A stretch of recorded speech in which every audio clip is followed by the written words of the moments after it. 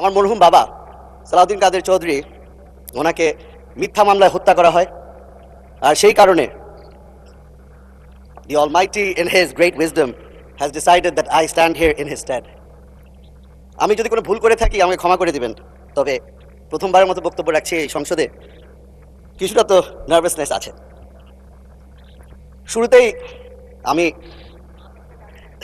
শুরুতেই আমি শ্রদ্ধার সাথে স্মরণ করছি শহীদ রাষ্ট্রপতি জিয়াউর রহমানকে এবং বেগম খালেদা জিয়াকে।